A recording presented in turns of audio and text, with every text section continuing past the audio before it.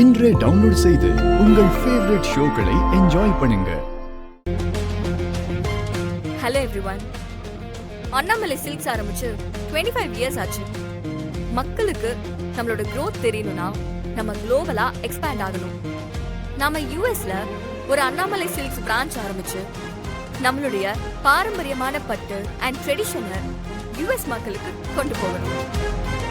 அது மட்டும் இல்லாம யூஎஸ்ல பிரான்ச் ஓபன் பண்ணாலும் நம்மளோட பட்டு மட்டும் வச்சு அங்க இருக்கிற மார்க்கெட்டை நம்மளால பிடிக்க முடியாது.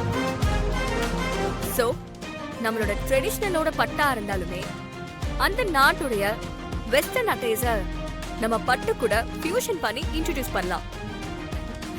அதுதான் என்னோட ஐடியா. சாரா, நீ சொல்ற அந்த யூஎஸ் பிராண்ட்ஸ் ஐடியாலாம் இப்போ எக்ஸிக்யூட் பண்றது சாத்தியம் இல்லமா? நம்ம தமிழ்நாட்டில் அண்ணாமலை சில்க்ஸோட ரீச் அதிகப்படுத்தணும்னா இந்த மீட்டிங். அதுக்கு ஏதாவது ஐடியா இருக்கா உங்ககிட்ட?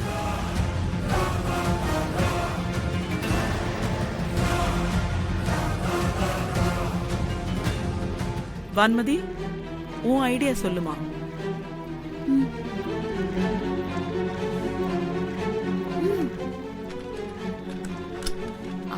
அதாவது என்னோட ஐடியா. All the best. சொல்லுக்கா.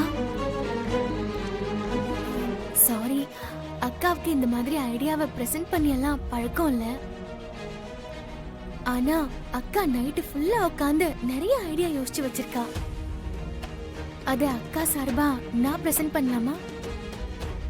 யார் சொன்னா என்னம்மா, ஐடியா நல்லா இருந்தா ஓகே தான். நீயே எக்ஸ்பிளைன் பண்ணு. Thank you uncle. அக்காவோட கான்செப்ட் என்னன்னா, நம்ம தமிழ் கலாச்சாரம் பாரம்பரியத்தை நிலைநாட்டுற மாதிரி நம்ம ஒரு கான்டெஸ்ட் நடத்தலாம். இந்த கான்டெஸ்ட்ல மொத்தம் 3 ரவுண்டு. முதல் ரவுண்டோட டைட்டில்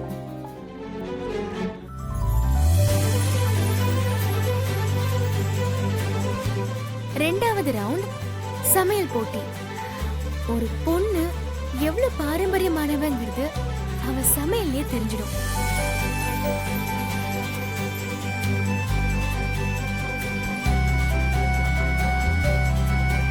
அருமையா இருக்குமா?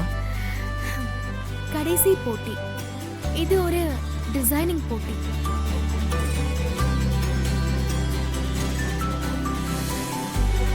இதுதான் இந்த கான்டெஸ்டோட 3 விஷயம்.